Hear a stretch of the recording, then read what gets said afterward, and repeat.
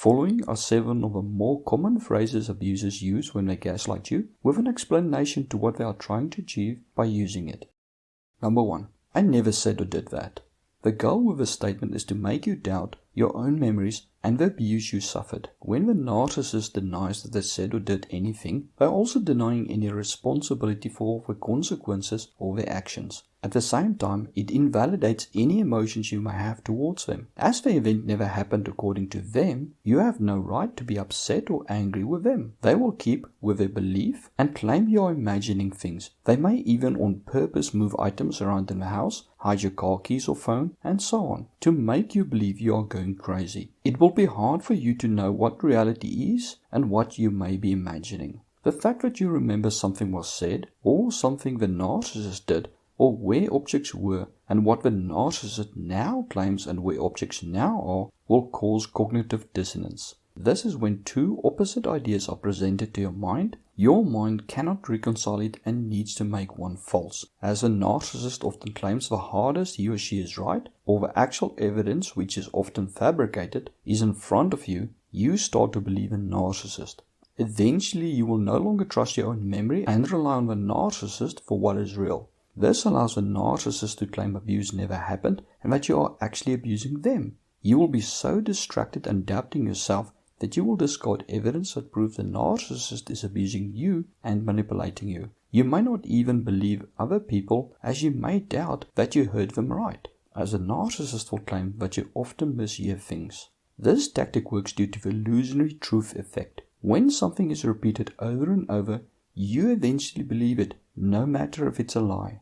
As a narcissist is relentless in denying things they did to evade responsibility and also continuously invalidates your feelings and memory, you eventually crack and accept their truth. Even soldiers and spies trained in resisting interrogation cannot withstand this method forever. Almost everyone eventually either gives in or loses their mind. The only way to fight this is to not allow it to happen and leave a narcissist who uses this tactic. To prove to yourself that things really did happen, take pictures and recordings in secret. Keep a diary of important events that happened so that you can go back and confirm to yourself that things really did happen. Do not bother showing the proof to the narcissist, as they'll either destroy it or up the abuse and tell you that you fabricated the evidence. The evidence is for you. Example: why not getting ready? You said last week you're taking me out tonight. I never said that. You're imagining things and making it up just to make me feel bad. I would remember if I said I would take you out. Number 2. I was only joking. The goal with this statement is to allow the narcissist to invalidate your objection to what they said without needing to apologize. By suggesting they were only joking, they are getting away with calling you names, degrading you, or invalidating your ideas as they wish. You have no right to complain, as it's all done in good spirit to tease you, and if you cannot laugh at it, you have no humor. If you refuse to accept the excuse of just joking, you're often called oversensitive and difficult to talk to, and that one cannot even have fun with you. If you try the same on them, they will often punish you. This tactic uses the disguise of a more popular playful teasing couples use with a little bit of banter. It is a very popular verbal abuse tactic by narcissists, as they don't need to convince you that they didn't say anything. The hurtful words does not need to be pulled back, and they get to blame you for getting upset. The narcissist will use this early and often during the relationship. It is both a way to test what they can get away with, and to break down your boundaries and allow them more abuse. Some may say that they were joking in a soft or laughing tone, but some will explode into rage and spit it out that they were just having some fun. The second one is a double whammy, as not only are you blamed for overreacting, you will become so afraid of disagreeing with anything they say in fear of them getting angry. First the verbal abuse comes, and then the physical, financial, and sexual abuse follows. Example: how can you call me a whore and a tramp? Relax, I was only joking. You are so sensitive and take things so personally. Besides, you are my whore. Number 3. You need help. The goal of this statement is to deflect your accusations of them having issues back onto you. They want you to believe you are going crazy and need professional help so that they do not need to take responsibility for their behaviors. This statement often follows the denial of them having said or done something and telling you that you are imagining things. It may also follow an incident where they moved items of yours, having you search where you know you left it, then replace it and claim it was there all along. As you know you looked for it and it was not there and now it is, you are more likely to believe that you are in fact going crazy and need help. The narcissist will also often use this statement when you're experiencing negative emotions due to the abuse they did to you. Instead of validating your pain, they tell you that you have mental health issues. It is also a way to break your credibility by telling everyone you are emotionally unstable and then prove it by provoking you unseen to others. They may upset you in the car just before you arrive at a party or place. They may even cause an argument and then go to another room and call the police secretly and tell the police you're having a mental breakdown. Then they come back and provoke you more. When the police show up, they are as cool as a cucumber while you rant and yell. As the police already expect an emotionally unstable person, and if they see the evidence for their own eyes, you may just be taken away. The narcissist will try to get you to seek professional help or even take pills. They may even try to get you to start using substances such as alcohol or drugs. Some, as in my case, will try to get you to commit suicide. If you do try to leave them, they will often threaten you with them going to the authorities and having you locked away for mental illness. They will use it against you to try to get sole custody of your children. If they did get you to check yourself into a place of mental disorders, that can be held against you. Note that very few normal mental health practitioners know about narcissism and may think you do have a problem. You will need to seek a professional who deals with narcissistic abuse, who can help you recover and also possibly testify in court that your outbursts and mental state was due to the abuse you suffered from a narcissist. Example: my car keys was not here when I looked 5 minutes ago. You are going crazy and need help. It was lying here all the time. I think your stress is affecting your eyesight. Number 4. You are the problem.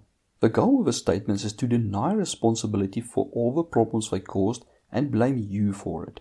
Narcissists will project their feelings and anger onto you, but they will also at times project their abuse onto you by calling you the abuser and narcissist or cheater. Whatever they do, they claim you are the one doing it. They may claim that you holding them accountable for their actions are abusive and insensitive. With gaslighting, you may believe that it is you who are causing all the fights and that it is your fault they get angry and attack you. You may even believe that you deserve it for being unreasonable or stepping out of line again. This allows the narcissist to evade all accountability for anything they do. The narcissist will always find fault with you. It may be the food that is not spiced right or not hot enough, the beer that is not cold enough, there not being enough money in the bank because you do not work enough. I've seen a narcissist secretly let their phone play YouTube videos on high resolution, on silent, and then claim their partner used about 40 gigabytes of data in 2 days watching YouTube in an effort to get their partner to stop learning a new hobby on YouTube that could lift them both out of their financial problems.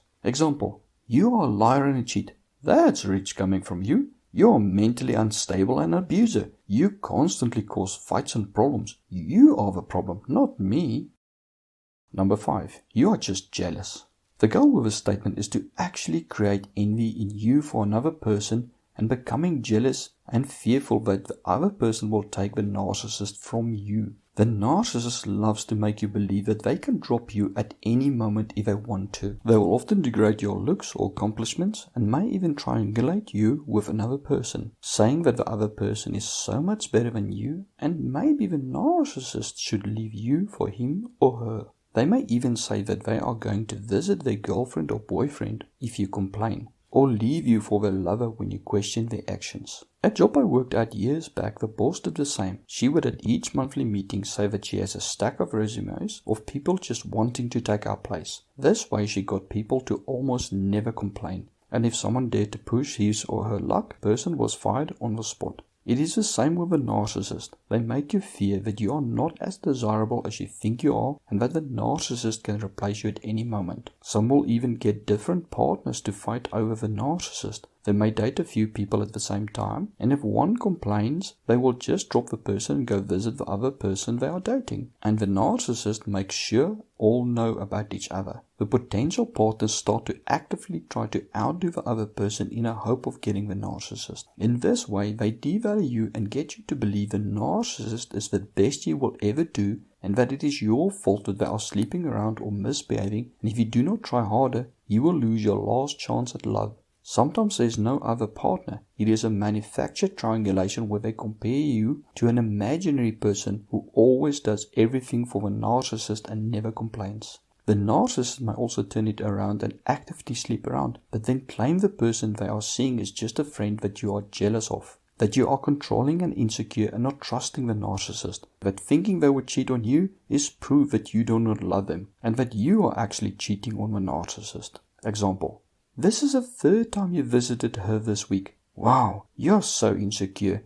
You must be jealous of her. Yeah, she has nicer boobs than you and are smarter than you, but we are only friends. But if you keep this crap up, I might just need to leave you for her.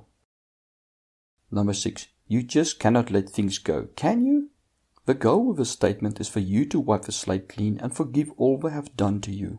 Narcissists constantly push your boundaries and see how much abuse they can get away with. Just when it looks like they went too far and you are going to leave them, they switch back to the loving person you met them as. They will often treat you nice in a time period often called the love bombing stage, where they do everything right and treat you special, or at least give you very little abuse. It is a cycle we go through where they love bomb you, then devalue you, then abuse you, only to love bomb you again and start the cycle again. Each time a cycle starts, the abuse that follows is worse than the previous cycle. You slowly get used to more and more abuse, while all the time you hope for the sweet person they can be to be constant. On studies done in mice, they found that mice experience pleasure in anticipation of the reward. You experience pleasure in doing things in anticipation of pleasing the narcissist. What they also found was that if the reward was not guaranteed, but only given some of the time, and was not predictable, the mice went crazy trying to get the reward. This is exactly what the narcissist does to you. They cause a trauma bond between you and them, where they constantly punish, then love bomb you. They hurt you, then smooth you. They are both the abuser and rescuer. The tactic is also known as intermittent reinforcement. The abuser over time makes you used to their treatment of you. They may abuse you today, then come back tomorrow or a week later and act as if nothing happened. They may say sorry and promise they will not do it again, and that they feel bad for how they treated you. You cling to the hope that this time it will be different, and it is, for it is worse than last time. When trauma bonding is strong, the connection between you and the abuser is so strong that often logic and brutal attacks on you is not enough for you to leave a narcissist without help. Example: how can you just walk in as if nothing happened? You punched me yesterday and called me a slut. I said I was sorry. You need to learn to let things go. You're not a good Christian for not practicing forgiveness. I feel very bad about what I did and promise I will change and treat you right. Number 7. You are overreacting. The goal with a statement is to invalidate your emotions and deny accountability for the narcissist hurting you. It is your fault you're upset, not theirs. I remember the first time I was told I was overreacting. It came out of left field and I was so shocked I had no immediate reply. Narcissists have very low emotional empathy.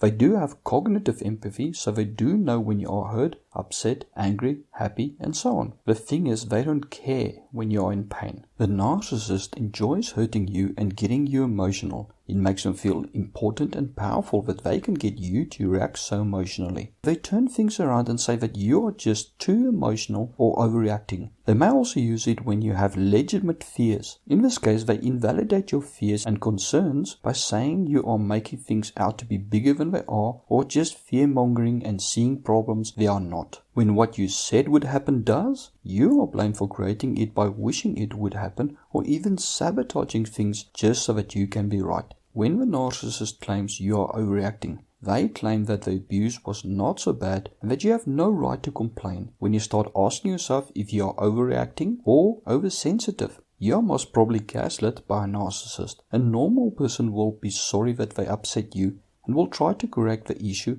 and not upset you again. They will also give you a safe environment to express your emotions and concerns and not invalidate you. Example: you punched me. You are totally overreacting. It was a light tap. I don't even close my fist, and I only did it to calm you down.